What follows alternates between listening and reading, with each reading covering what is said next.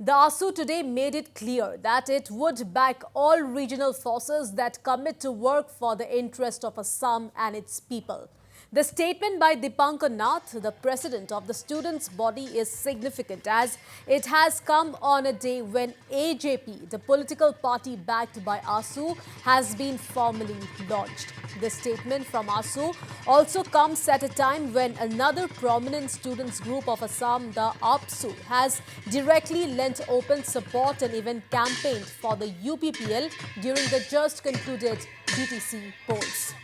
So viewers, now let's listen into what ASU President Dipankar Nath said on asked about ASU role in backing AJP. ভূমিকা কেনেকুৱা হ'ব এই নতুন সদৌ অসম ছাত্ৰ সন্থাৰ স্পষ্ট কথা সদৌ অসম ছাত্ৰ সন্থা জাতীয়তাবাদী যুৱ ছাত্ৰ পৰিষদ আমি একত্ৰিতভাৱে এই ধৰণৰ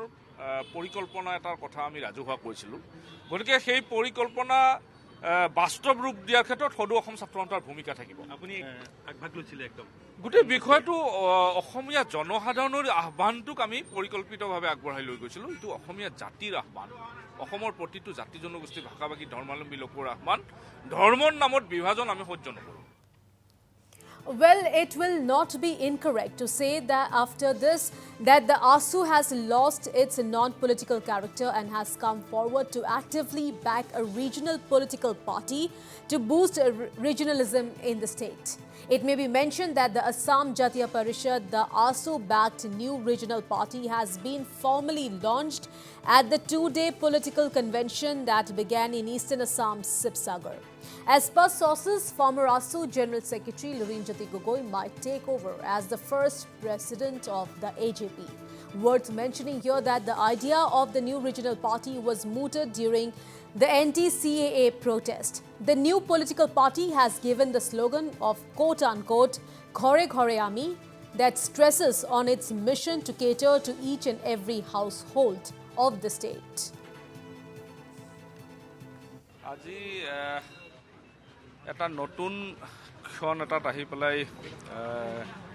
আমি উপস্থিত হৈছোঁ কাৰণ অসম জাতীয় পৰিষদৰ আজিৰ পৰা ইয়াত অভিৱৰ্তন আৰম্ভ হৈছে শিৱসাগৰত আৰু ঐতিহাসিক শিৱসাগৰৰ পৰাই এটা নতুন যাত্ৰাৰ আৰম্ভণি অসমীয়া জাতিৰ স্বাৰ্থ ৰক্ষাৰ বাবে অসমীয়া জাতিটোৱে যি সংকটত পৰিছে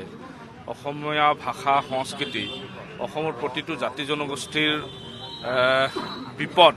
এনে বিপদসংকুল সময়ত অসমীয়া জাতিয়ে বিচাৰিছিল যে এটা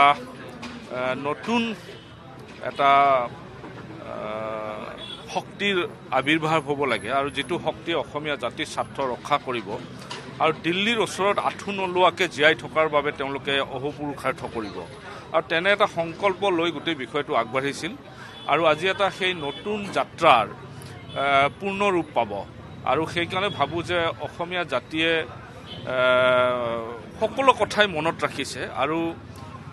চাউলুং চুকাফাৰ যি নীতি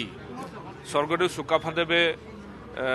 অসমীয়া জাতি গঠন প্ৰক্ৰিয়াৰ জৰিয়তে অসমীয়া সমাজখনক একগোট কৰিছিল আৰু সেই থলীৰ পৰাই আজি এই আহ্বান যাব যে অসমৰ প্ৰতিটো জাতি জনগোষ্ঠী ভাষাভাষী ধৰ্মাৱলম্বী লোকে আমি একত্ৰিত হৈ আছোঁ আৰু ভৱিষ্যতে একত্ৰিত হৈ থাকিম দিনটো আচলতে অসমবাসীৰ কাৰণে এটা ঐতিহাসিক ক্ষণ আৰু জাতীয় পৰিষদৰ আজি দিক নিৰ্ণায়কৰ যি সন্মিলন এই সন্মিলনত সমগ্ৰ জাতি জনগোষ্ঠীয়ে একত্ৰিত হৈ ইয়াৰ পৰা আচলতে এটা পণ ল'ব লাগিব যে বিশ্বাসঘাতকতা প্ৰতাৰণাৰ অৱসান ঘটাই আজি এক সুস্থ পৃষ্ঠভূমি যাতে তৈয়াৰ হয় তাৰ কাৰণে এটা ঐতিহাসিক দিন হিচাপে আজি সমগ্ৰ অসমত পৰিণত হ'ব তাকে আমি আশা কৰিছোঁ আৰু সমগ্ৰ অসমৰ যি সাম্প্ৰদায়িকতাৰ যি ৰাজনীতি সাম্প্ৰদায়িকতাৰ যি বাতাবৰণ বিভাজনৰ দমনৰ প্ৰলোভনৰ যি ৰাজনীতি আজিৰ দিনটোৰ পৰাই অৱসান ঘটক আৰু এই ঐতিহাসিক ঠাইখনৰ পৰা সেই বাৰ্তাক কঢ়িয়াই লৈ যাবৰ কাৰণে যাতে এখন পৃষ্ঠভূমি তৈয়াৰ হয় তাৰ কাৰণে আমি ছাত্ৰ সন্থা আহি ইয়াত উপস্থিত হৈছোঁ আৰু আহি থাকিবলগীয়া দিনত সমগ্ৰ অসমত বিশ্বাসঘাতকতা আৰু প্ৰতাৰণাৰ ৰাজনীতিৰ অৱসান ঘটাই এখন সুস্থ ৰাজনীতিৰ পৃষ্ঠভূমি ইয়াত তৈয়াৰ হ'ব বুলি আমি আশাবাদী Meanwhile, a former minister and founding member of the Assam Gana Parishad, Pabindra Deka, who quit the AGP, is also likely to join the party during the convention.